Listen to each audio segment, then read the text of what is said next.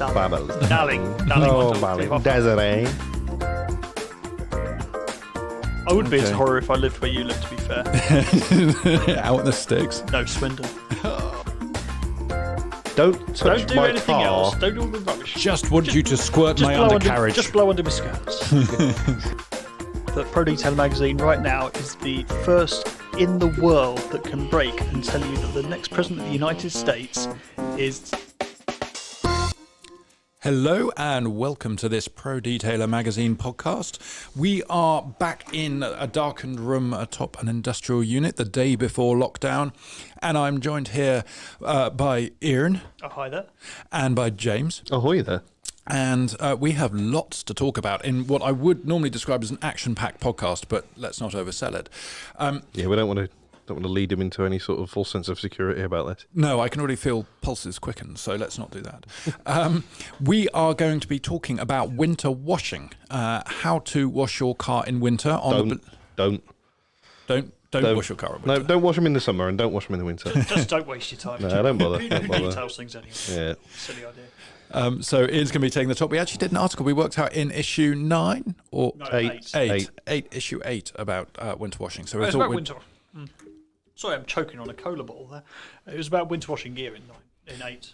Yes, and I don't think actually, we actually covered much in the way of technique apart from using some of the tools. the salt removal spray that Yes. Autoality started bringing in. Yes, there was that, and Came of anything. we got some freezing points off John Hogg as well. I seem to remember, but That's right. We started putting what's it called? Optimum.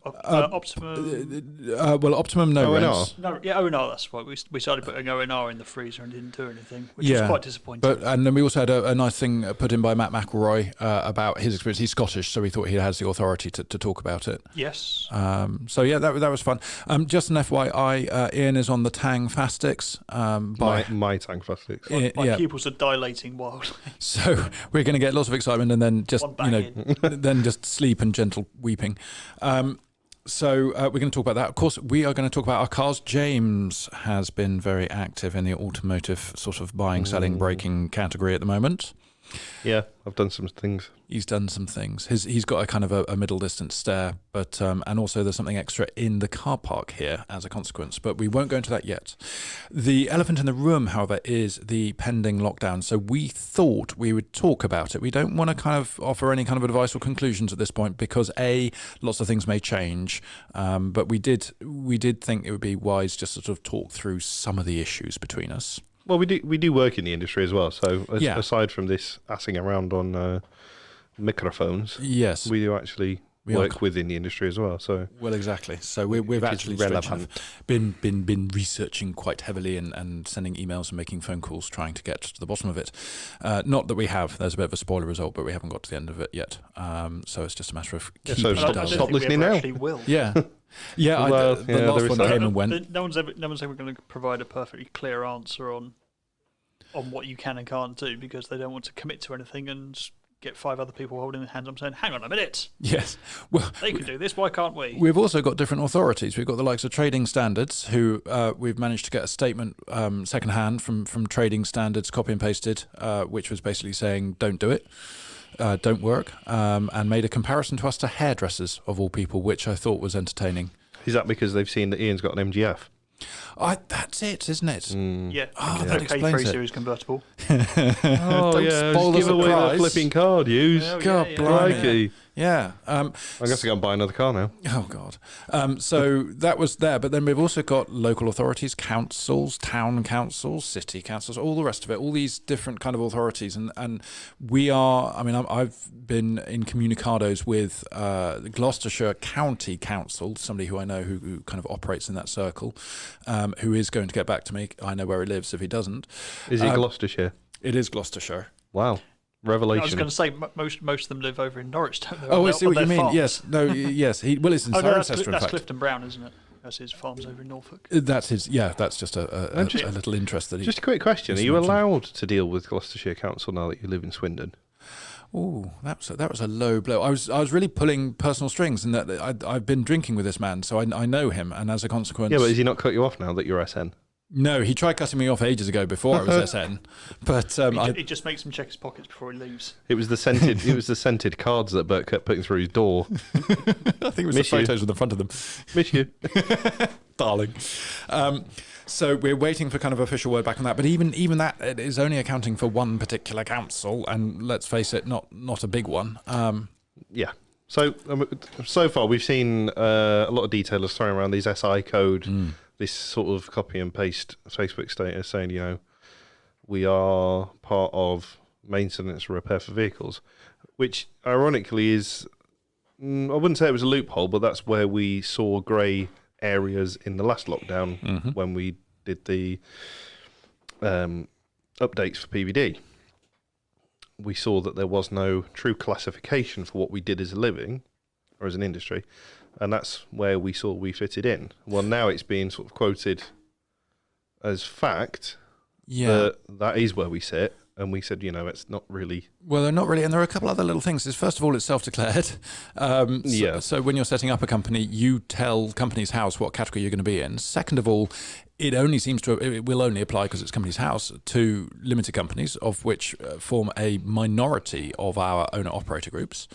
And thirdly, it's just a classification used for administration. It's not used for human health, disease, and public health. It's a totally irrelevant thing. And as James, you mentioned a couple of days ago, the risk is if we start drawing attention to that sort of thing, we then endanger getting our own code, which then can sort of, the sharks like HMRC and stuff could potentially, start sniffing around us specifically. Well, then any sort of action taken is targeted at our industry specifically. It's then no longer a blanket action. It's like going on Facebook and saying, "Hey guys, look at this great tax avoidance scheme I'm part of. It's great, isn't it? It saves so much money. Why am I being shut down?" What?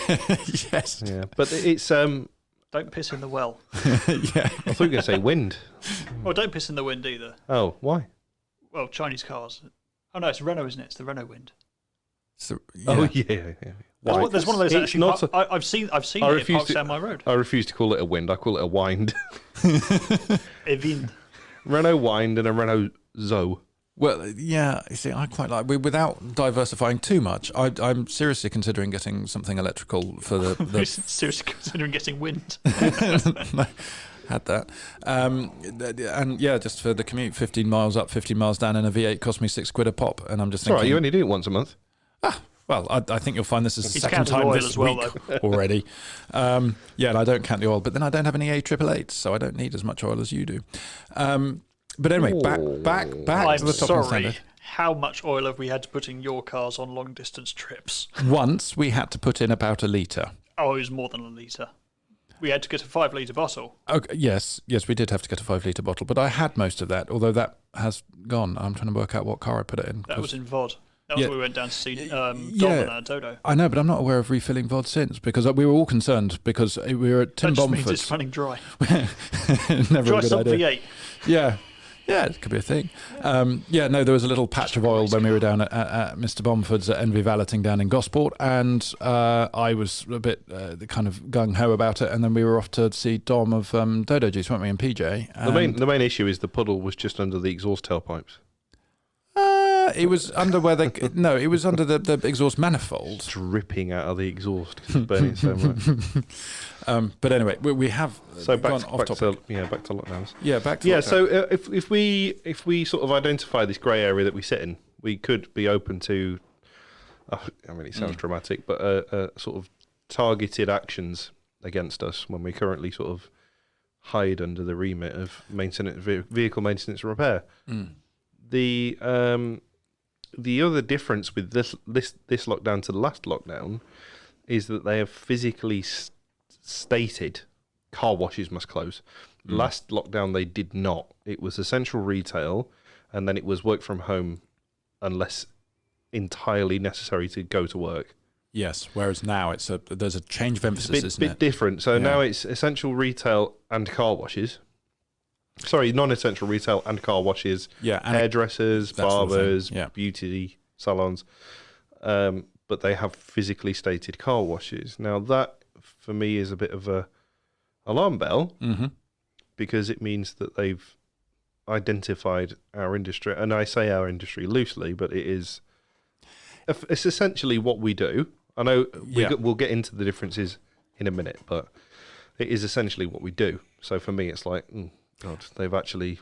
And it looks like Yorkshire Trading Standards took the same approach, but Sorry, just one more little point on the SIC code. You say it's just for HMRC. I've just had a quick look, and it's actually used by banks and creditors as well to identify the company type when they're looking to extend credit. So yeah. I don't know about you, but I'd rather be lumped in with garages and car sales places and all that lots when applying for credits rather than loads of guys. We already know from an insurance standpoint that our industry is sort of not frowned upon, but they certainly don't. Well, it's difficult when trying to rent a unit. You go for light industrial, and they're terrified that because of your classification, you're going to have thousands of cars going in and out. And I've known, but that's because we're encompassed within the SIC that's for vehicle maintenance and repair. So, as a limited company, let's say Joe Blogs Detailing, trademark, the SI code that you would use if you were a limited company and you were registered with Companies House, it would be that. What is it? I didn't know. Is it 41200 or something, or 49200? I can't remember. But so when they look at that, that's what they see. It's just vehicle maintenance repair. So there's no, especially if you're looking at council properties or council-owned properties, they'll have an embargo on motor vehicle repairs due to future development. Because you're not allowed to develop a site that's got contaminated soil for X amount of years. So any old scrapyards or places like that, they have to lay dormant for 10 years. And it's the same deal with the car wash side in not using formal codes. But if you tell if your landlord to be doesn't know the difference between a unit-based detailer and a sort of mass car wash, they're usually fairly anti it. But with my PBD hat on, we have appealed quite a few and explained that we're different, and they've accepted that, and they've got the lease. So getting back to the SI codes, if we did make it more obvious that we didn't sit under our own, what would happen is that they would create a category for detailing, valeting, car washing. So we would then be in the exact same category as a roadside hand car wash, even if we had an agricultural unit that was marble lined slate floor, eat your dinner off the walls. Impossible to clean. And if lemon juice. If they did that, to be fair, I'd be straight on with my firmly worded letters to see if we can create subcodes that allow for different basis. Because a guy in a van going around is very different in many respects to a multi-employee hand car wash. I suppose the unit-based guys are more at risk simply because it's from a unit. Customers bring their car to you. These are the sort of things that they look at. So Ian mentioned earlier about with the judgments that are being made for lockdown, they're being very coverall to make sure that there's no, actually, why are they still working and why can't we work? And you made a good analogy with golf, because golf and football, we try and walk around a golf course occasionally. I've seen the sticks, and you're not allowed to play golf. The most socially distant sport in the world. I mean, the only time that you play apart from together, competitive social distancing. Yeah, the only time that you play together on a golf course is if you're very, very good. Right. Because generally your balls. So I'm told. Generally, you keep your balls apart. Okay. You don't want your balls together on a golf course. Right. Especially it's no good whacking off next to each other. No, you can't whack your balls. You see, I've only ever been to conferences at golf courses. I've never actually played with a stick. Generally, if you're at the level that we're at, you spend most you're of lucky if you end up on the same tee. I'm going to go and play that hole while you find yours on that one. So football, they're not allowed to play. So they've basically said, right, okay, well golf's sports in general. No sports apart from elite, which we're not quite there. Yeah. And at the same token, Boris has repeatedly said that it's going to be a less severe lockdown than last time. But if you look at it on paper, there are certainly some things that seem a little bit more imperial. The difference is you can't do anything fun now. You can go to school. I loved school. Wow. Really? Yeah. I mean, I'd go back now if somebody said to me, do you want to do what you currently do, or do you want to go to school? He did go to a boarding school, to be fair, where he had his own little set of extracurricular activities. I loved it. I spent my life in somewhere called Mill, the engineering facility, and just basically made fires and stuff. awesome. Were you saying you were in proctology club earlier? What's proctology? Sounds rude. Anyway. It does sound rude, doesn't it? And I'm looking at his eyebrows raised. It hardly ever does that, apart from when he's fitting. Or he's got gas. Even then, actually. That's usually when he smiles as well. So the answer is that at the moment, it's still a grey area. The more attention we grab to ourselves, it's risks. Ultimately, I don't see any official coming forward and say, yes, you definitely can, because it's their job's worth. It's going to be too high risk. So I think for those that carry on, I think if they do decide to crack down on it, it won't be a fine out of the box. It would be a slap on the wrist warning. Yeah. Go home, sunshine. I would caveat that, because if you look at the people there have been quite a few of these shisha bars and stuff like that been jumped on in Birmingham and stuff with huge fines sent out straight away, and house parties. With anything you do with the council, it depends on who you get. Yeah. It does. But I think certainly if you wanted to appeal anything, if you had demonstrated that you've done risk assessments, you've informed customers of the procedures, you've done all of that jazz, you've asked them to confirm that they don't have any symptoms or anything like that in the household, if you can be seen to be diligent and be diligent, then you're in a much stronger position if you do have to kind of counter anything. It's severity as well. I mean, like we were saying earlier, we'd come back to it. It's the term car wash is so vague for our industry. And I know that local councillors or local sort of MPs won't necessarily know the difference, but it's not their job to. Yeah. So what they're trying to do is they're trying to put an end to the most severe versions of our industry, which would be the roadside and car washes, or even, some of these IMO car washes, they've got 5-6 members of staff and a throughput of hundreds of customers a day. So they see that as the risk. That's the high risk. Speed over safety. Yeah, exactly. So from our point of view, we're looking at a lot of guys that work on their own, a lot of guys that only do 1 or 2 cars a day. Mobile. Those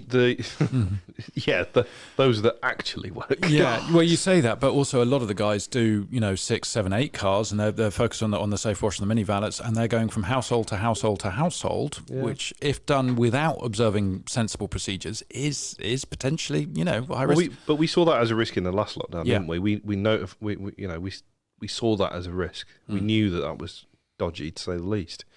But the only way to govern it is to shut it all down. You can't say, like hairdressers, there may be millions of hairdressers that can run absolutely bob on within regulations and have very little risk. Sorry, our hairdresser here wants to say something. I was going to say that the difference there is that there's physical contact between people with the hairdressers. You can't have your hair cut without being there It's yourself. much more touchy-feely. It's much more involved than having your car cleaned. Yeah, if you're having that much touching when your car being cleaned, something's not being done right. It's one of the very few jobs where you know that the guy who's putting his hands over your car has washed his hands.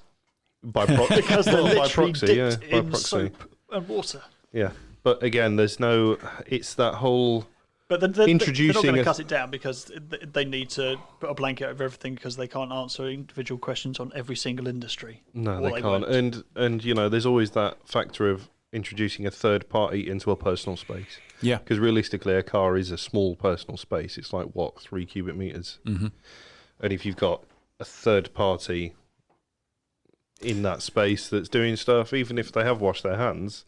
they might sneeze, they could cough, whatever. And where do you draw the line? There are plenty of unit-based guys who've got 2, 3, 4 employees even, and you can see that being a really difficult thing from an outside perspective. Just because you use a polish machine and the others doesn't really have any effect. I mean, the ideal scenario is going back to what a lot of guys were doing at the start of lockdown, which was doing cars with a 3-day wait. Yeah, if the car's going to be at home for the next month, let them go around, wash the car stays there for 3 days, and you've got absolutely which is great, but chance. that would be the ideal situation. But the fact of the matter is the majority of customers that we're going to deal with, they need their car, don't they? Everybody needs their car these days. The other thing is we're focusing a lot on the health and safety of the customers. You've also got to think the health and safety of yourself as a professional. Well, that's it. I mean, and the family you go home to at night. At the end of the day. I mean, there's a lot to be said about mental health and working to keep that sort of good frame of mind. Bills need paying. it's very destructive to stop working. But in the same respect, if you're coming face to face, even if you're socially distancing, it's still coming face to face with up to 30 strangers a week. Yeah. That's way higher than we want to be putting ourselves, higher a risk category than we want to be putting ourselves in at the moment. So, well, I think that wellness point is if you do decide to stop, or you work in a properly socially distanced manner, so you're not having that contact, remember to pick up the phone or use Zoom or other video platforms like Facebook and all the rest of it to communicate with people. If they're inside the industry, outside the industry, it doesn't really matter. It's that person-to-person contact that's essential. So I really think that's key. Is we're all, as you say, talking about physical health. Mental health is just as important through this lockdown. certainly is, yeah. We are moving on from the topic of lockdown, and we're moving on to winter washing.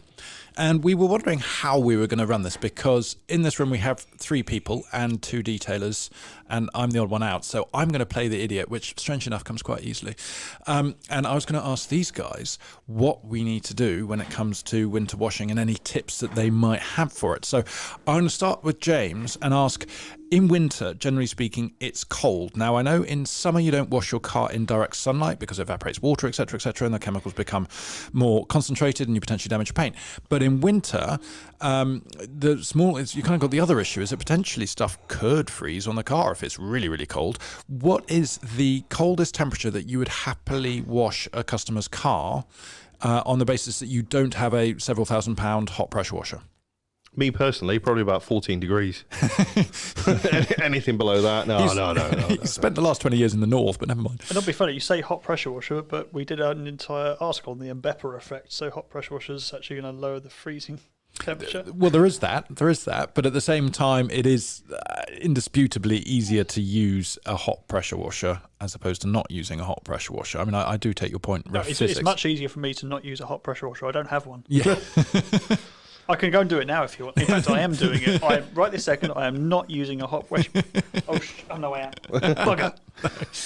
It's the problem is it's very circumstantial. If you're busy and you've got customers that want what you're doing and they want to pay you for it, you kind of get into this awkward position where you're working in an environment that you wouldn't choose to. But I've had to jet wash ice off cars and then wash them very quickly with very, very hot water, rinse them very quickly, get them indoors very quickly. But from a mobile point of view, anything near freezing, you're done. As soon as it starts frosting. Well, also you're phoning and postponing. You are phoning and postponing. Also, one's got to think slightly about personal safety, because if you're playing with water and it's cold, that turns to ice and then you slip over and then legs fall off. But again, the majority of people are going to be wearing proper work shoes. They're pretty good grip-wise. We used to have a grit bin, which was literally a bin that we filled with grit. That was a necessity through winter for us. Down. Yeah, I mean that was grit. That was an absolute necessity for us because well, you're in Cheshire, which is it was we'd get a ground frost and we had a concrete wash bay and it would really it'd freeze really quickly. You could keep the car going, you could keep the car wet and get it in, but the ground snow foam freezes at an alarmingly rapid rate. You've probably seen the videos of bubbles freezing. Yes. In bubbles, darling, darling, Desiree. Yeah. So because of the very thin surface, they freeze really quickly. So you've got snow foam that's freezing rapidly. Sometimes you'd even jet it off the car and it'd be turning into like a fake snow as it flew off the car. It was quite incredible. And we always had cold washers. We never really ran hot washers because. So I mean, then maybe appealing to the enthusiast at home. At what point would you suggest they, say they're pretty tough and they don't care about their own like coldness? Where would you think? Look, this is just not sensible to do it at this temperature. I mean, if the temperature outside is anything less than sort of 4, then you've got surfaces that could be at 0, because air temperature is. Yeah, different. It's not always relevant to ground temperature or panel temperature. and of course be impacted by things like humidity and other elements as well, which are harder to gauge. Yeah, and wind chill as well, because you can have it. You know, you look on the app on your phone and it'll say 4 or 5 degrees, but then you look at the real feel, whatever it's called, and it'll say -4 because there's a wind chill. That's the third time wind's come up in this podcast. It is. Yeah. It is. So interestingly, just so you know, blood freezes at 562 degrees Celsius.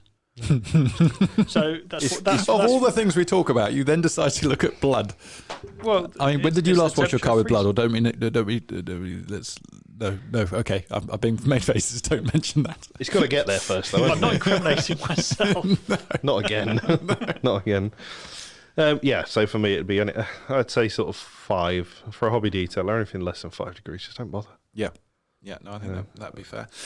Aaron, we played around, I seem to remember, with adding things to water to kind of decrease the freezing point. And we involved, we used a bit of PG and VG from our vapes, didn't we, at one point? Yeah, but the concentration you'd have to have for it, because it'll actually enhance your shampoo using PG, I think it was. PG, yeah, which is propyl glycol. Get you. I've read the magazine once. Have you? No. I felt bad for a minute then. You would have to add it at a concentration. I think it was something like 1 to 10, which in a 30-litre bucket is 3 litres of PG, which is around about 15 quid. Yeah, it's gone up since vapists like us got involved. It has gone up, I suppose. Serial vapists like us, yes. Serial vapists, yes. But that will prevent your water freezing on the car down to about -10. I think we figured out. And as I say, it's PG is a lubricant. It's already in your shampoos. The thing is, though, it's in my Fructis. The biggest sort of oversight with that, though, is that you'd have to have that dilution or that concentration of PG in all of the water you were using. Oh, it wouldn't work in a jet wash. So consider the fact that we use approximately 200 to 300 litres of water for each wash. You're looking at... Yeah. What's that? That's quite a lot of water. Our look at it was just for the bucket side of it. So you could, in theory, add a high concentration. I think I even did the math on it. You could actually add a high concentration to a snow foam mix. You did the what on it? The monster math. Math, just one. I did just one math. You just did one math. I only needed one math. I'm not qualified to do any more than one math. I haven't got the license. On this night of all nights, when the Americans are going through a tough time, stop taking the piss out of their that's amazing. So at this moment in time, we have no idea who the next president of the United States is going to be. No, at this point, I would like to point out that Pro Detailer magazine right now is the first in the world that can break and tell you that the next president of the United States is... There you go. That's an exclusive. No, keep it in there. We'll just add it in post. It's fine. They won't notice. We don't know who it is yet. We don't know who it is. Yeah. So the Americans at this point. I'm waiting for Obama's coming to kick through the wall and go, "I'm taking back control." I was about to say it's basically going to be an old white-haired man. You know, we can tell you that. White? Much. Yes. I thought his hair was orange. He's a bit yellowy, I suppose, with Trumpy Pumpy. But anyway, long story short, we're not biased. He's a nice chap. They're both nice chaps. Nice chaps. It's good. Great. Is that a tomahawk I can hear through the window? So no, we're excited. Hey, we've got a lot. The podcast has got a lot of American fans. Shout out to the guys in the US. No, it's just British guys using a VPN. Oh, right, yeah. So they get the next issue of House or whatever it is people watch nowadays. God, hello, 2004. I really liked it. House. House was awesome. Big Hugh fan. Dark is what you want to watch. So have I told you yet? Yeah, no, you've told us bloody repeatedly about this thing, which I still haven't watched. But bear in mind, my partner is not into horror, and I'm not madly into horror neither. It's not horror, it's sci-fi. I would be into horror if I lived where you live, to be fair. Out in the sticks? No, Swindon. Oh! Again, how brutal. It's the joke that keeps on giving. Well, you say that, but you rely on Swindon for a lot of your customers, so careful how you go. I mean, how the hell is he going to pay for an Audi A5? well in Swindon. Yeah, Yeah. exactly. He's got to go that way. Still trying to work out I'm going to pay for it. I need to repair. Oh, okay, we'll save that for car news. That's car news. That'd be fun. So the other thing I just want to talk about is storing things when it gets cold. And the big example is pressure washers. If you keep your pressure washer outside or in a thinly veiled shed or in a van, and it gets really cold, or a garage, or a unit, or a workshop, or a yurt. Yeah, but somewhere specifically that's basically going to get very, very cold, because there are some garages and stuff connected to houses and they stay warm enough. But basically, pressure washers don't like freezing, particularly if they've got water in them. So always empty the water out your pressure washer and keep it in the warmth. Ideally, your sitting room. If you've got a partner, just talk to them about it gently, or disguise it as a Christmas tree. That's what I've done. Do not empty the jet wash by running it dry, though, for God's sake. Yes, indeed. When we did the Kranzel maintenance article, we had the guy here from Kranzel, and we physically saw the moving parts inside a jet wash. It was awesome. And you really don't want to be running those things without water in them. Yeah, big shout out. I can't remember his name. He was brilliant, though. He was like a Viking man. William, that's it. Liked him. He thought he knew his stuff. But things like so anything that contains water as well. So any of your products that are your hoses, always empty out your hoses, because that's always a fun one if you've forgotten to do that. We used to get our outdoor. We had 2 outdoor taps for our wash bay, and the pipework was straight. So we used to turn the tap on and just get a 4-meter rod of ice that had come out of it. But yeah, any of your products that you use will contain water of a certain amount. The worst part is when you've got something like a wax or a sealant or a polymer that only contains a small amount of water, and then they separate and they're dead. They need to go in the bin. So you need to make sure all those products are wrapped up nice and warm. Have you ever tried claying a frozen car? That's an experience. I have not. No, don't. I have tried kneading clay in cold weather, and it got to such a point where I just got a new block and used half a block of clay without rolling Just it keep into it a in the ball or kettle anything. on a rolling boil. Well, yeah, I used to. You used to have a coffee. I used to have a coffee percolator. Percolator. Yeah, just pergola. have that one. Pergola. Have that Pergola. one No, all not the time, pergola. just Pagoda. bits What? and pieces in it. Yeah, it's there's nothing worse, is there, than having frozen products, especially when they cost you an absolute fortune. Yeah, so take them out the shed. And as I say, the other thing you can do is nobody actually uses the spices. You might notice that if you have another half, they might have put spices in there. They're never touched. So just swap them out for car Speak for shampoo yourself. and fallout remover. Yeah, I know. You're Speak both for yourself. chefy cookie people. My house is constantly one spicy meatball. Yeah. Well, in the old days, mine used to just have one microwave meal for that day, but not Rice. anymore. Rice and water. Yeah, Uncle Ben's with Heinz tomato soup if I was feeling flush, and a bit of that pre-grated cheese from Tesco's Basics, and that was all I needed, and that was good. So even living as a peasant, you paid somebody to grate your cheese for you. Well, it's less mess. For me, eating and preparing food is a frustrating loss of time during a good working day. So if I can, I You used just to saw be it able to- as supporting the downtrodden masses. Is that what it was? It's what they do. Yeah, no, it meant I could take 15 minutes off for dinner and then go back to work. But anyway, so we have covered very briefly, at least, winter washing. Is there anything else about winter washing that we want to talk about that we can think about? I mean, basically, look after your machines, look after your products, look after yourself, and look after your car. Well, Ian touched on the warm water thing. I've never touched you under warm water. What are you talking That's not true. It wasn't water. You know, it's great if you've got a garage with a hot tap, you know, fancy pants. Well, we have a hot tap for dogs. However, I'm pretty sure you can still use it for cars. Yes, It's not specific. It's not going to refuse water if you say, I'm going to wash the car. No, but I get in trouble for putting the car in the garden. I've got one car in the garden so far, but that now That's doesn't what hose start. pipes are for, Bert. That's Right. what hose pipes are for. Yeah, I've got one of them. Yeah, so you can actually just run the water to the driveway. You don't have to bring the car to the tap. Ah, that's a fair point. I hadn't thought about that. What about winter protection products? Anything different you use? Oh, good I, thought. see, I do go 845, Colonite 845 for the winter months, especially on slow sills. and I'll be valves. honest, I was always a washcoaty kind of guy in the winter. I was incredibly lazy. So as soon as it got to September, it was washcoat, washcoat, washcoat, washcoat, washcoat. For me, as we all know, glass sealants were the first thing I'd put on. Even now, both my cars are due. I really don't like driving them now. And that's because they don't have a glass sealant on. They haven't got a glass sealant on. Yeah. Shout out to that Nasiol though. It's only just worn off. Last journey we did up north, Wow. It's just worn off, and that was the wet wipes. Mm. Mine wore off about a month and a half ago. Yeah, you And didn't. I put mine on after yours as well. Yeah, but you weren't impressed with yours to start with, were you? No. I don't. I think it was user error. I've got AWAX Quite in possibly. mine, which is I think the Rich helped me put it on. Oh no, no, because you used one wet wipe for the windscreen. No, but then I reapplied it, and Oh, then okay. we found out it does leave high spots. Yes. Good to know. Mine was all right though. well, the one thing what I use is the Angel Wax screen additive thing. Clarity. Clarity. Yeah. And it's not as hydrophobic. It's certainly not as hydrophobic as the Chipex one that I used to use, but it's But you use it good neat. at cleaning. I don't use it neat. You have to use it in quite high concentration, Yeah. but it's not neat. And if you It's buy, not bad price though.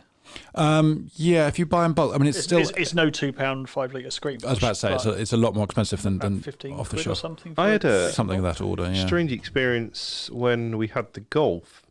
I went through a spell of only buying Shell Yes. own brand. Did I tell you about it? No, Own but brand I did the same. premix. Yes, in the And bags. it was no, the big 5 litres, and it was Okay. hydrophobic.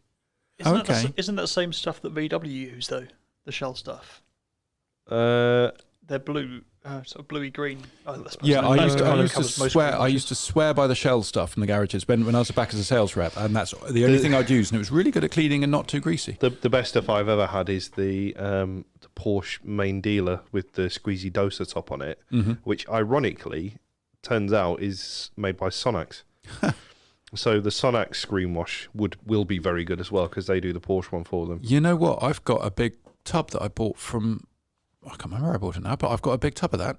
And I can't- Sonax one, premix or dose. No, it's a concentrate, and it's in a 5 litre keg, but like a Sonax branded 5 litre keg. All right, well you better bring that in next time. Yeah, I have no idea where it is though. For That's one thing that we're really short of at this workshop. We've got no screen wash. we do. I think I've just put it all in my car last week. Right. But yeah, so for me, glass sealants in the winter are massive because my eyes are old, and Yeah. we were laughing about it the other day. Yes. LED lights now. Oh, they drive me potty. You can't have any defects on the windscreen, any dirt. If you vape, you need to clean your windscreen instantly. These LED lights just create so much glare. Look, yeah. Do you see PowerMax do a specific VG cleaner for the inside of windscreens? Yes. Is it opposed to just normal glass alcohol. cleaner? Yeah, normal glass cleaner. They've done that for years, to be fair. They did Yeah. it before vaping But no, became cool. it's just a sort of not quite a niche product, but if you're searching for something, what can I actually get off? They've identified a market. Yeah, Well- it's the BMW X6 of products. Yeah. To be fair though, Duca had a Yes. VG remover. Well, Duca, of course, was a vapist certainly at certain points. I seem to remember sharing time Careful, with him careful. outside the front of Waxstock, and he was vaping at the time. It was during the glory days of Benson's Gold, but for me, but yeah, he knows his vape. Yeah. He was actually almost as bad as you in terms of, remember when you had your fancy pants vape where We you were had to talking like about his drip tank. yeah, he had to yesterday. drip it. He had to use his bloody drip tank, and he was so proud of it and lectured. And now you've gone to the same sort of simple retail coil system that we all use. Yeah, I just got lazy. Yeah, well, that's going to be a new Welcome to the podcast club. topic. Yes, and I'm the only one with a lazy Subaru one. and a vape, so I fall into a kind of a hipster category. One but- last thing on winter washing before Yes. we go too far is that moment before left. we go too far on tangent on Too the far. cliff, is places to actually concentrate washing on. So things like your arches. Undercarriage. Having just pulled out Salty, the salty. arches of the Renault, When you say pulled out the arches, you literally mean pulled out just in bits. yeah, pulled No, out it's the not. It's not too inner bad, wings. but they are harbours for. What have you for done to our Renault? Is there something I don't know Nothing about? that wasn't already done Okay. a long, long time ago. We What just is so, seen cannot be unseen. so you know that Ian and I both co-own the Renault 5, but Ian does most of the touching, and I just follow around with the ding dong. So I was just making sure that we still had a. It's still Had a mostly there, and I've got all the bits if we want to put it back together. Okay. Your half is still missing though. Yes. Which half is that? Well, that's the rusty half that's corroded, Oh, I see. eroded away. Yeah, salt's a killer, isn't it? Yes. So I would always opt for polymers in winter over waxes because waxes get hit pretty hard by the salt. But yeah, pre-wash is the key to good winter maintenance. You could even pre-wash without the wash if you just wanted to get rid of the salt, get rid of the grit. And you've got a reasonable LSP, particularly underneath. Yeah, just if contactless washing, it's crap. None of us like it. You can't clean a car properly without touching it, in my opinion. not without aggression anyway. But yeah, if you do a really good pre-wash on the car and just rinse it between journeys or whatever, that does it trick like. There's a trick. So yeah, that's winter washing. Do any of the IMO car wash that will still do chassis wash stages? I don't know, because I was. You see these drive-through bays in America, the drive-through car washes, and they always have a chassis blow-upper. Well, the automatic car washes have still got it. They do. The automatic ones have, but I don't know. Just that option. Yeah, don't touch Don't do my anything car. else. Don't do all the rubbish. Just want you to squirt my undercarriage. Just blow under my skirts. Yeah, just do us a quick jet up my skirt.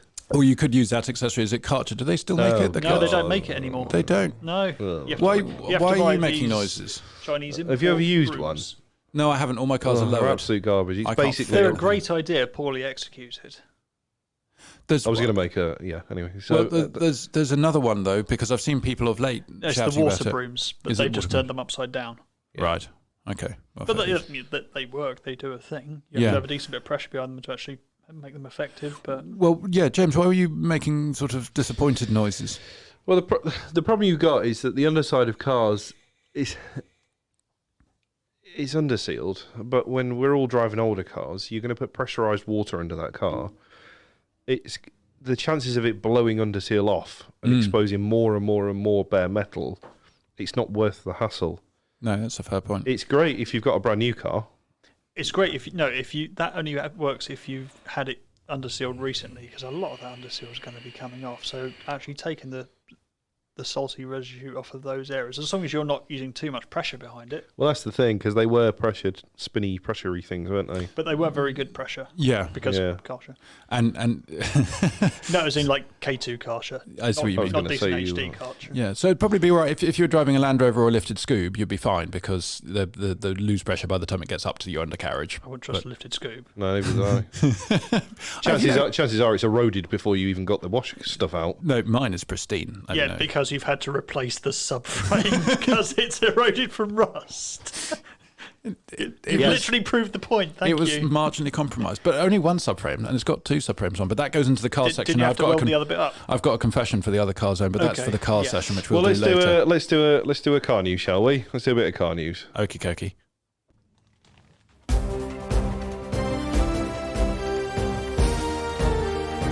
So now we are going to be on car news. Whatever.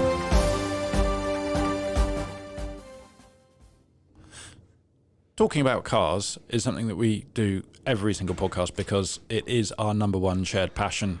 Just under Because we're detailing. saddos. I don't think so. Actually, no. Technically, we probably are. However, moving rapidly on, James, you have had the most car news. I've got a car news confession which I need to do towards the end, so I can then exit the building and No, cope without you can. No, I'm not doing it. You're gonna ridicule me.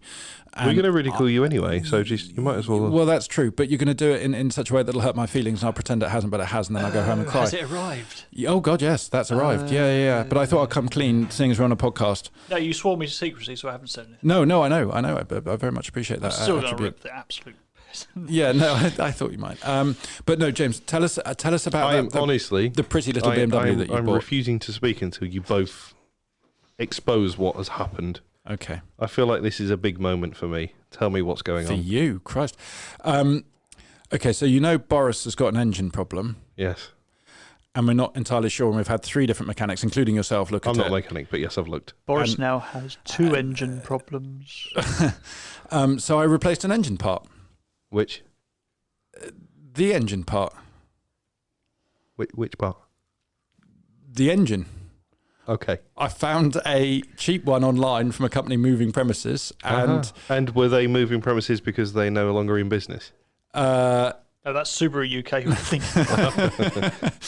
and it is a JDM 41,000 mile engine that I got for around, I can't remember Inc or X post, but around 500. And I felt that I could easily blow that just taking it to a dealership to get diagnosed and then have to buy sensors and stuff like that. So I also, before that happened, ordered a throttle body from a German car, which came from Germany. Oh, so a fast one then. And because there are 3 sensors on the throttle body, and one of those sensors could well be, given the diagnosis, could well be at fault. And although we've looked at them all and they're all clean and they're okay, but plugged in a different computer from what you've seen on it, and the throttle position. Blimey. Stop touching your ding dong, Ian. It might come off the stand. Because you tugged it. Oh, there we go. We're back in. Anyway, and the TPS throttle position sensor. Yep. Was taking about 3 to 5 seconds to update on the Live OBD2 port thingamadiggles. So that's one of the ones on the throttle body. There's the one that has been pulled out and looked at about 10 times, which might have sort of slightly obscured it, which was the one that looks very clean, but we have no idea. And that one came out. I had to buy a whole new set of sockets because despite having a new toolkit, it doesn't have a 3-spoked torque thing, so I found out what that's called, and now I've forgotten it. But anyway, I've got it. No, they're not Torques. It's not Torques with an X. Yes, but this is not. It's triangle. It's a triangle. No, it's not a triangle. This one is a 5-star, so it's got a code to a 2-letter code which distinguishes it from the others. Okay. Anyway, it's not that exciting. So I've changed one of the sensors. I haven't found a spare 10 minutes to change the other 2. I like how you're saying the talk story isn't exciting, and then we're carrying on with the Super. Shut up. I've got it sitting. Actually, I can't say where it's sitting because I get nicked. But I have an engine at undisclosed secure location, guarded by Staffordshire Bull Terriers. Terrier. Yeah. Well, he's a bit schizo at times, so I kind of consider him like and a 2 lovely in 1. little sausage dog. I'll give you a hint though. It's near Swindon. Shut up. In or around Swindon. So basically, you can't brag about having a 300,000 mile Subaru anymore because it's now got 40,000 miles on it. I can because the frame has still got 300,000. Some of the frame has still got 300,000. Yeah, not the gearbox. Gearbox got 140,000 not on the it. diff. 140 for the rear and same for the front. Yeah. So basically, none of the car really that moves is 300,000 miles anymore. Loads of it are. Apart from the odometer. The odometer, yes. Well, to be fair, a lot of the car moves because it rattles all over the place. That's right, it's true. So basically what you're saying is that you've given up on the idea of fixing your car, you've bought a new engine for it, but somehow you're still trying to fix the old engine even though you've bought a new engine. So I can flog it. But you haven't fixed the old engine. Yet, because I haven't had a chance to stick the sensors in. But I'm just waiting for him to explain how this is actually an investment. But you haven't plugged in the new engine either? No, it's currently sitting tied to a securely powered pallet. So currently you've got 2 broken Subaru engines, as far as we know. No, the engine was tested and working. And did you see it working? Were you there? I didn't, but I've got a guarantee from the seller. If it doesn't work, he'll take it back and pay me back all my money, including carriage, because I took it to task on it. This is Schrodinger's engine. and this is the business that was moving premises. Yeah. Yes, and I've seen both old and new premises because it's on their website. Okay. Right. So they are generally moving. And strange enough, demand for early EZ30s without the variable AVCS is quite low. And this one had already been bought by somebody and then sent back. But yours has got AVCS. No, it doesn't. Hold up. It was sent back. It was sent back by the previous customer who expected to be an EZ30R, which is the AVCS engine, which works on a completely different ECU and setup and everything from their... So basically, they've checked all the watermarking, so they checked the guys and just sent back his broken engine. They wouldn't be sending it out with the guarantee that they put on it if they knew it was broken. Well, they wouldn't if they were going to stay in the same premises for a long time. I've got the details of their new premises because that's where it was collected from. Did you send you a screenshot of the estate agent listing? No. Here's another thought as well. If they've been on YouTube and seen your name... Which they probably haven't. Let's face it, then they've seen all of the videos of the calamitous adventures that you have with terrible broken Japanese cars. Calamitous? They probably just sent you something out. Have you even checked its Subaru engine? Have they just sent you cardboard boxes shaped like an engine? Is it painted egg cartons? Somebody's put a car cover over it. No, it's too heavy to be egg cartons. I haven't actually opened it. I've been very tempted to, but because I can't store it... You bought a pallet of bricks. It is covered in plastic because I don't want it to get wet. You're laughing, but really you're crying. Oh, I'm more or less eternally crying, to be honest. But yeah, no. So that's the engine part that I've switched, and so the only stand down that I'm going to do, I still call it a 300,000 mile car, but the only stand down I am going to do is Trigger's broom comment that you have made in the past. I fear now is valid. But Trigger was my favourite character in Only Fools. So Trigger's broom actually worked. Just saying. It's like Trigger's broom at the end of its life. Yeah, well, I didn't buy an E36 convertible, did I? In other news. So in other news. There we go. We changed the subject. Mission success. So, James, what So have I've you got bought? some tragic news and some more tragic news. The first tragic news is that I've bought a mid-90s drug dealer's car. Mm-hmm. Not off him specifically. Oh, here we go. It does actually That's a start. reach holder. No, hang on. Just for reference. The engine works on yours. That was the Peugeot. Peugeot works. Did it? Yeah. Well, it Oh, didn't no, really it's the sold it. paperwork you lost for the Peugeot. I haven't lost it. I'm you looking not found for it? it. Have you told the new person who's paid for Yes, it? I've told him, but he's Anyway, so I'll get into that. Yeah. So first story. I was doing my evening stroll through Facebook Marketplace. Mm-hmm. Spotted a beautiful Just minding my own business. minding my own business, and then this E36 Cabriolet came along and interrupted me. It was broken, wasn't it? Sort of. Still is Sort broken. of. Yeah, it's kind of broken. It's not broken, but it's kind of broken. Well, hang on. What's the big when I say I've just bought a convertible? What's the main kind of point of focus that saying I bought a convertible ensues? Well, I mean, it's not going to blow James's hair around, I have to say. Well, it's the roof, isn't it? Yeah. So the roof is kind of central to a convertible. Now, James, does the roof work as it should do? Well, it was down in the photos, and now it's up. So as far as I'm concerned, It's an electric it roof on functions. those, isn't it? It's electric with a plastic rear window. Sounds like a rubbish Tinder exchange. if I press the open button, it unlatches the front of the hood and it lifts it. So as far as I'm concerned, it's converting it. How then, far then does you it really lift have it? to crank it round. It's fine. It's fine. We don't worry about stuff like that. So the roof is broken. Anyway, it was a good price. I ain't going to worry about it. Well, sorry, because even if the roof's up, I mean, it's not as if it's got holes in it or anything. It hasn't. Well, I mean, there's a... You don't even need the sound effect. Yeah, there's a... Like It's Jones got a at the couple of police holes. academy. It's got a couple of holes. It's got a couple of holes. The screen's got a little bit of a split in it. But it's a 2.5 litre petrol straight 6 M50 I mean, if GTU. it didn't have holes So- in the rear screen, you couldn't see out of it. Yeah, So That's right. I that's do right. love how you say it's a 2.5 litre, rather than just saying it's a 323 and risk somebody thinking it might not be a 2.5. It's a detuned 2.5, and I know you can put an inlet manifold on from a 325, and then it makes more power than a 328i, and it gets all terribly exciting. But Whoa. it's not a fast car. 2 out of 3 ain't bad. It's not a fast car, but that's not why I got it. It's for cruising, and to be fair, when it comes to dealing drugs, you actually need to be stationary to do that to school children. So you don't need a fast car.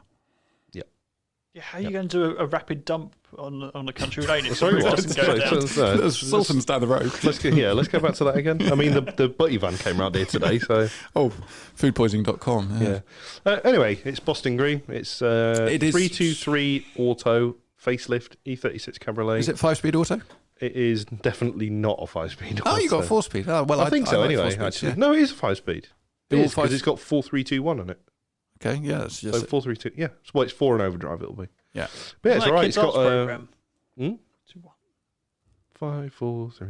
Well, I'm going to make a public statement about this car. And when James originally sent me photos on he was having some sort of strange carnal experience buying it, I thought, oh God, here we go again. But actually, it does look quite smart. I'm not a BMW person, as you know, but I appreciate it. It's got some nice looking wheels on it.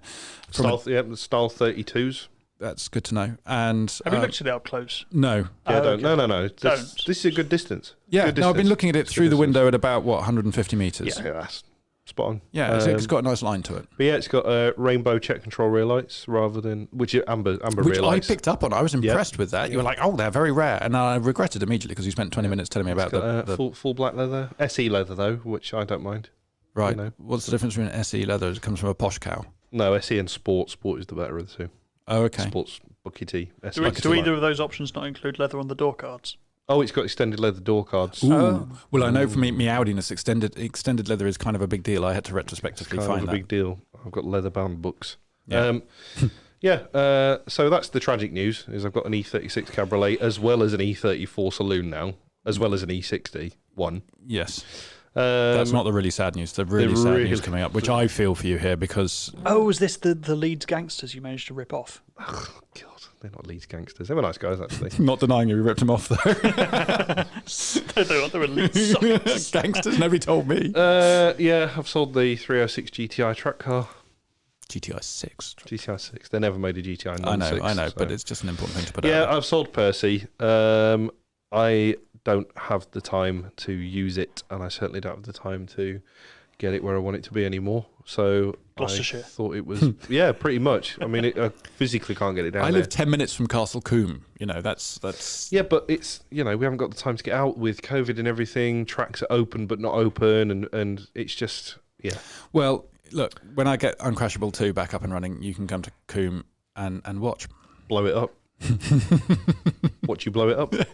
So yeah, I've sold the 306. We've had some really good times. Bit sad. I do absolutely feel I've had two 306s, one of which I bought at 60,000 miles, and I took it up to 140 as a sales rep, and it was destroyed after a rogue mechanic who declares himself to be a medical officer of diesel engines. Derv engines. Yes, indeed. I gave it to him, and I gave him £2,000 to make it better, and he just closed his unit within a week and took the whole car apart, and then it took me 2 years to get it back, and I had to use some friends with trailers and threatening voices, and we bought it back, and it had been completely taken apart, parts missing left, right and centre, and I kept it for a year or two of crying, and then I had to watch it get towed off to be scrapped, and it was heartbreaking. See, I've had one 306 and I hated it. You hated it. I didn't actually mind your 306. I drove it a couple of times. I hated the gearbox. Which one was it? It was a 1.6 petrol. Phase 2. 1997. We had it since new, my family. Yeah. And I ended up in... Problem is with the linkages is they wear out and people never replace them. It's when you're going round a roundabout and you try to change into second and it just bounces into the middle repeatedly. Well, that's not the most embarrassing. I had a short shift. I think it was more clutch fork related, but... Oh, yeah, that sounds like a proper technical fail. Did you use the clutch? I mean, you don't need to. Well, he had an Alpha Celli speed before then. So No, I rev match, yeah, mate. I rev match. I don't use clutches. So anyway, so Peugeot's gone. Yeah. Very sad. But I'll probably get some BMW. You already have got something BMW. Yeah, but that was before I got rid of the Peugeot. So now I've got a hole in my life that needs filling. So I want a rear-wheel drive track car now. I think I'm going to get an E46 330 coupe track car. And what are you going to sell to? Or are you just going to get another Liver. additional? I'm just going to get an additional. One. Yeah. Jesus. I mean, you've got like 11 cars and none of them work. At I least don't all have of mine 11 work. cars. All of mine drive. All of mine drive, actually. Thinking about it. Do they drive? Uncrashable doesn't. Uncrashable drives. drives, He's just very knocky. One knocks, one misfires, Yes. one you're not allowed to drive.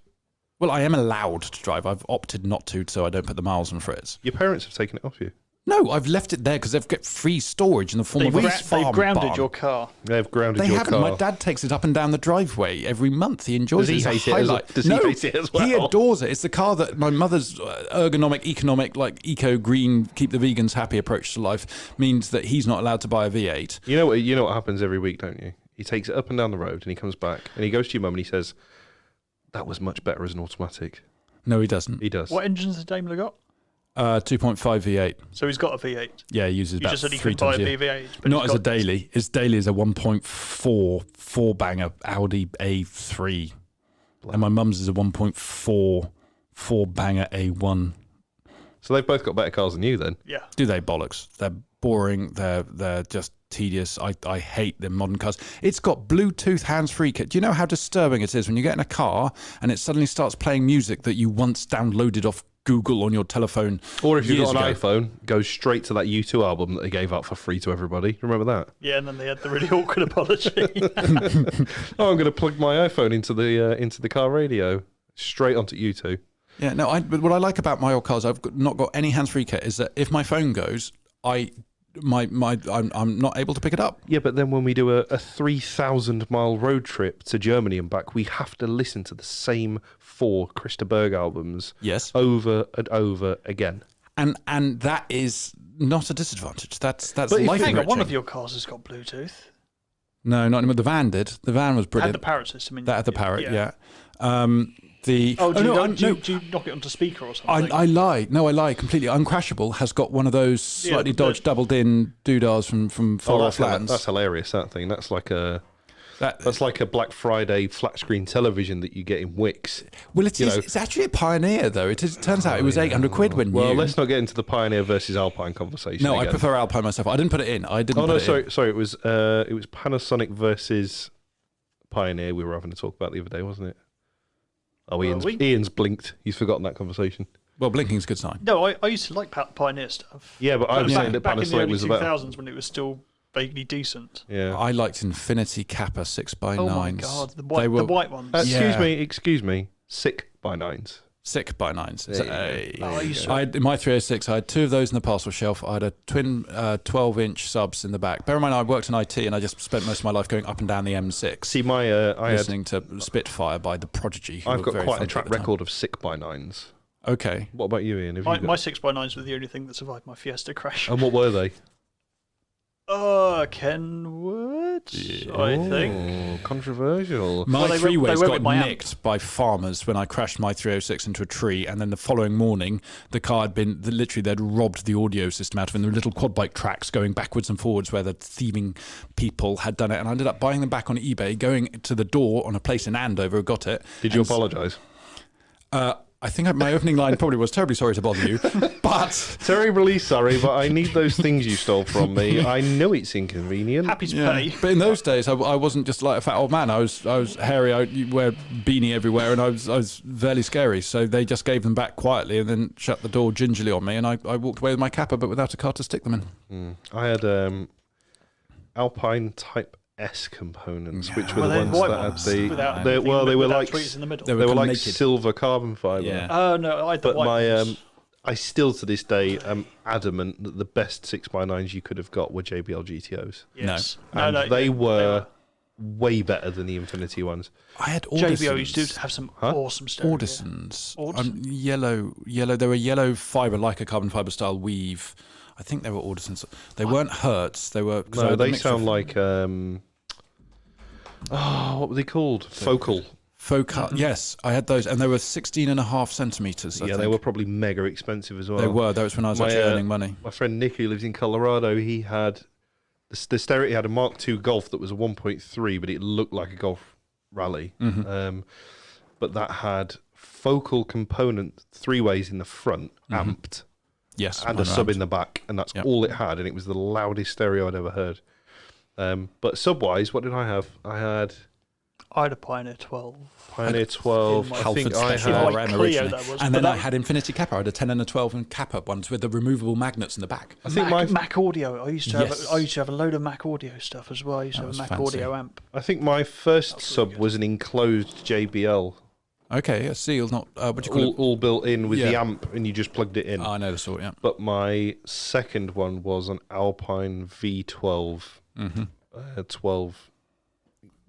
You want 12 were you on a inch. Ported box? I remember the terminology. Yeah, it was ported because I had a hatchback car. So, yeah, Alpine V12 ported, and then after that, I went to a Kenwood Tsunami. Did it make the rear with like the twisted plastic cone? Oh God, yeah. That was pretty good actually. That was pretty good. Looks like the top of a cupcake. Yeah, that's it. But all my friends had JL audio, WOs, W8s and all that stuff. They were like 600 quid each, and they were very, very loud. Yeah, it wasn't just loudness. I mean, I had an acoustic parcel shelf in the 306, and then stealth shelf. Yeah, although what really irritated me was that when you turn up the bass, the rear view mirror and even the side mirrors, the wing mirrors, would vibrate so much they were completely unusable. And I bet that was inconvenient on Radio 4, wasn't it? Well, no, I didn't in those days. See, I moved with a drum and bass crew. A BMW because you don't need to use your mirrors. That is true. That is true. I even had a smooth boot on my 306 and an electronic actuator, and it used to go off on its own, and so it used to rise on. I remember once on the A34 at about 90 miles an hour, it rose, and the vacuum effect of all the air kind of something messing around. And did you get sucked off on the M4? No, it's the A34. Oh, right. So you should have at least put like a fog machine in the boot, so when it opens up, just blast out this fog, everyone thinks something's happening. So what you're saying, basically, is that your calamitous vehicular decisions started at a very early age. Oh, yeah. No, the only car I didn't modify was the very first car, which was a Fiesta. So No, There's 306. not much point modifying Fords, I don't think. Oh, I think there is, but probably not the 1.3 CVH engine's gear that probably wasn't the gear. HCS engine. They Was didn't it? do a 1.3 CVH, it was a 1.4. Yeah, mine was definitely 1.3. Yeah. So So HCS, 1.4. HCS overhead valve push rod job sounded like a singer-sewing machine. No, it sounded like a bag of nails. Mine, it was awful. It was reliable, but 59 horsepower. I think it booted out. God, my Fiesta was the last car I did tappets on. Jesus. That's not what she said. Saying that, I did valve clearances on all the Honda engines I owned. Well, you have to. Like, You really don't have a choice. Yeah, they used to rattle their yeah, I never got that proverbials off. So, Ian, you've got some car news. We've been on a little jaunt, haven't we? Far. Yes. Oh God, yeah. No, decided in somewhat of a silly suggestion to take the A5 because the service light came on for it. Take it to the car with no name. yes. Take it to the local dealership for its service, and the option came up. Local main dealership, no Main less. dealership, yes. The Yeah, franchised. No, we're not allowed to say that. We don't want to go to prison again. Speak for yourself. It was such simpler times back then. I used to whistle when I went. 3 square meals a day. Yeah, no, there was a tick box option for a complimentary wash and vac. How bad could it be? It was when we went to pick up the car afterwards that we saw the guy with the Vican floor brush. To be fair, out of all of the wash brushes, the Vican, in my opinion, it is the highest quality of them. Mm-hmm. And to be fair, it does say for hard surfaces only, and the car paintwork is a hard surface. Yeah. Well, it's been ceramic coated as well, of course. Exactly. Yeah, And so- that was what we were trying to test with it, really. Yeah. We've been testing AutoSmart Matrix Black since we did all the work on it in the last magazine, and we've been washing it according to their guidance using their duo foam, both through Lance and in the bucket, which strikes me as odd, but sure. And the car was near perfect before we coated it, as in fine, yeah. machined it to death. There was a bird etch mark on there, which is one of the other things we're going to bring up and see if we can actually do anything about it. But as far as scratching goes, no, it done really well. Yeah, we were really impressed with that product. Yeah, and the hydrophobicity is still off the charts. Yeah, Which you'd expect. But for a sort of, I mean, we know it's a product that AutoSmart collaborated with a specialist manufacturer on, but it is for their first launch into the sort of detailing sector. They've done a really good job for a launch product. It's fantastic. We were a bit surprised that they only recommend duofoam to maintain it with, given that duofoam's alkaline. Yeah. Odd. Bit odd. But again, you know, it seems to have worked It thus works, far. yeah. So anyway, yeah, we decided to see how will the coating will stand up against. We sacrificed your car in the name of research. Basically, yeah, because you know it happens. Even if you leave all the signs in the world up, Yeah. a dealership is still going to attempt to wash every other car. It would have been more interesting to put it in for a service and not tick that the first time round and see if it got the wash. But Yeah. Yeah, but they physically don't know unless you've opted in, because there's been so many claims. and stuff. I mean, we when I was up north and we had the detailing place, we went through a stage of doing 2 a month. Yeah. Where it was a dealership would call me or a customer would call me and say, been through a dealership, got damaged, can you fix it? How much is it going to be? I mean, you'd think they'd just take the step and not wash cars with a floor brush.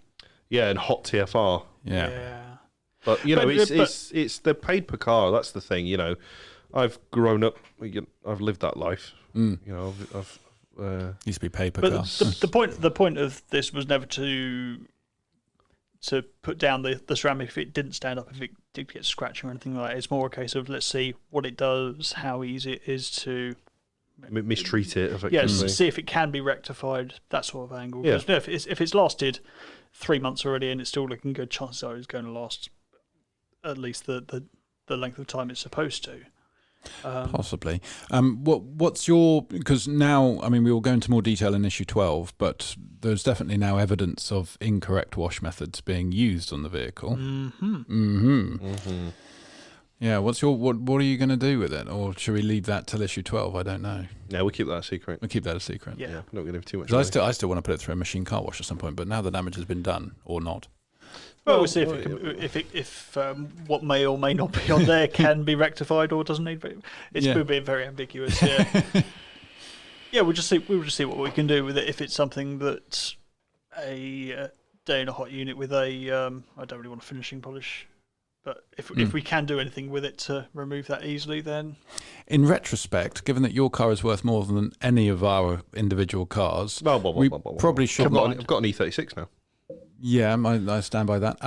We probably next time do that I've also sort of got a testing. fiver in the glove box. Though, so. Yeah, but I've got a tenner of fuel in it. Well, we ought to use one of my old bangers next time we do that. I just feel so not tragic. really, You guys We've got spent to so put the long time on into that. making it first. And Leave a little note on the steering wheel that there's a box in the boot for the debris after they finished washing it. I did like when I got in it as well.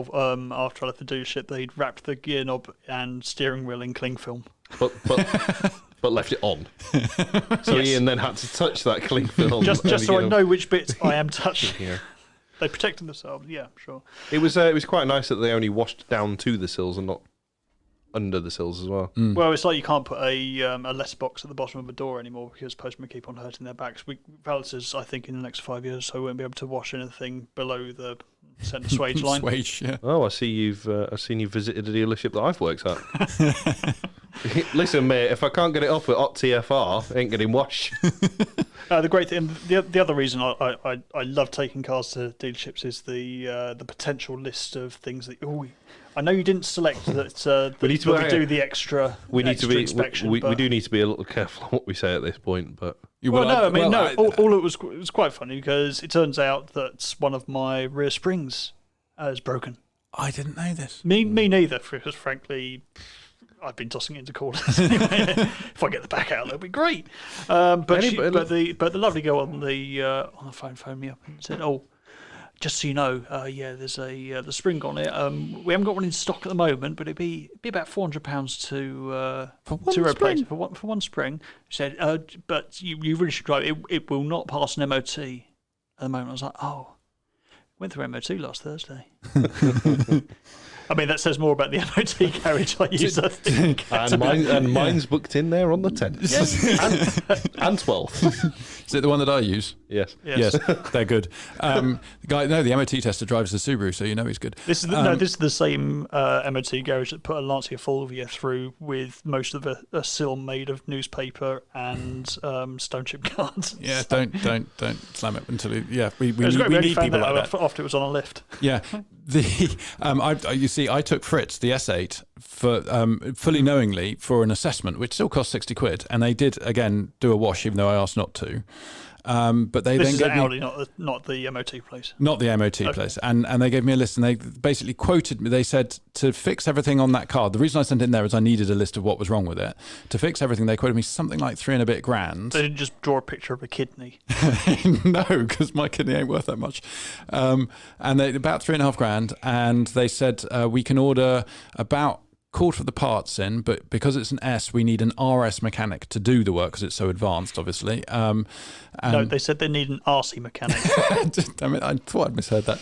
They don't call them RS mechanics anyway. They're Well, they did to me. 8+ they call them, or 6+ they call them. Were you in the trade with me? I'm a punter. They just said we have one person who can work on Audi R8s and RS models, and he's the only one who's allowed to work on your S8. Because he's 60. They call them 6+ now because that's the age of jigsaw they need to be able to solve before they can do the exam. So at which point did you just pay them this money before it all went wrong? That was the magic. I'm saying I'm a neo consumer in that I intentionally went in there for them to give me all the part numbers, everything that's needed, and then I went off and I got the parts either secondhand off scrappies or from other sources, and I fixed everything that they said for under £1,000. God, you're killing the poor independent main dealers.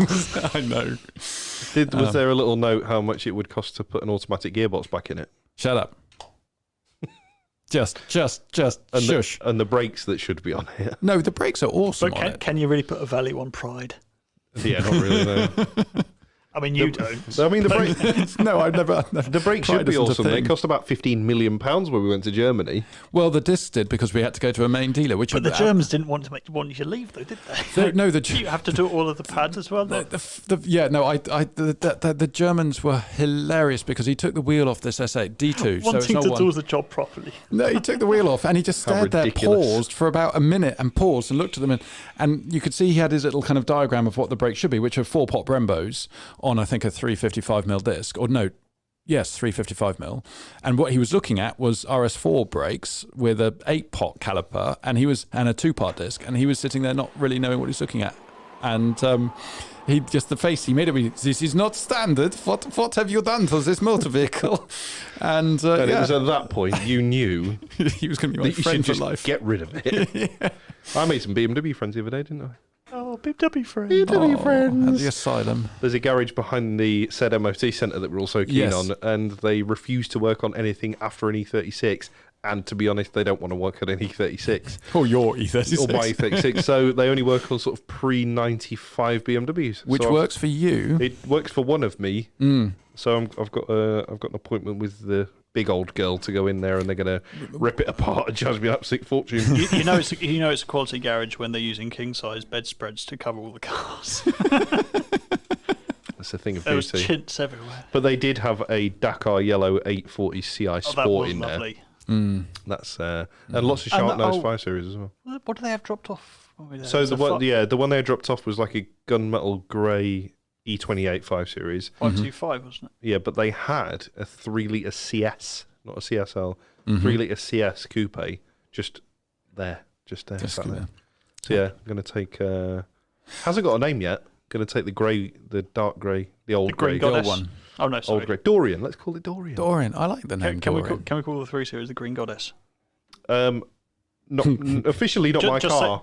Officially not my car. So What do you mean officially not your car? Well, Danny owns it, so she'll have to name it. Is that how you've wangled it? Oh, I tell you what, I had a revelation on that topic. Charlie, my other half, took the Fozzie to Siren for whatever reason, and she moaned and said, it's so damn slow. And bear in mind that her normal car is a 3.7 V8, and so now she's... That is not a free license to start modding that thing now. I've got other confessions, but I'm not going to make them. But no, she's now put in and instituted... How cool is this for your partner to institute a no car under 200 horsepower rule? She basically said if we're getting any more cars, they're not allowed to be under 200 horsepower. So she needs to be taught the difference between horsepower and torque, is what you're saying. Yeah. Well, I'm not even going to attend that. She asked me if she's going to kill me if she listens to this, but she doesn't. But she said, Bert, you know how petrol cars, they recharge their battery, so why don't electric cars recharge their batteries too when you're not using them? Well, they kind of do because they've got regenerative charging. They have regenerative brakes. No, but she didn't understand that the alternator driven by a petrol engine, it was physics. It was energy and energy. She presumed if you just left it alone, not plugged into anything, just left it alone, have you ever would considered recharge that itself. she, what's it called? When, what's it called? When energy never runs out of energy. Perpetual motion. Yeah, perpetual motion. Maybe she knows the secrets to that. Maybe, but when I explained about alternators and stuff to her, she said that Did you I was never... it? I did. Mostly because if I don't, I get in trouble for being verbose. But yeah, she swore me to secrecy. Because she then realised how daft it was to suggest that an electric car idling at the lights should be regenerating electricity from an alternator. Mm. But Lexus like to throw the self-charging comment around a lot, don't they? They do. But she's well, they never mean had a it's Lexus. Self-charging if you put petrol in it. Yes. It'll charge itself if you put petrol in it. Or you could just get a petrol car and put petrol in it. But yeah, Danny officially owns the 323i, so I'm sure she'll name it.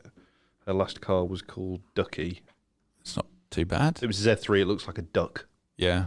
Well, yeah, the name's better than the car, yeah. And her last car before that was BK Sizzle.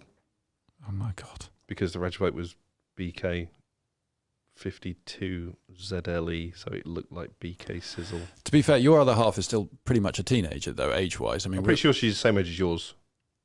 Yeah, but I'm much younger than you. Right. And relatively speaking. Right. So, actually, she's not. Mine's 31. Well, yeah, she's a bit younger than that. Yeah, quite. Exactly. Yeah, but we got kids and stuff, and, Yeah. been living together for 10 years, and... Yeah. we've had more terrible cars than you've had. What's that meme you sent me the other day about corgis?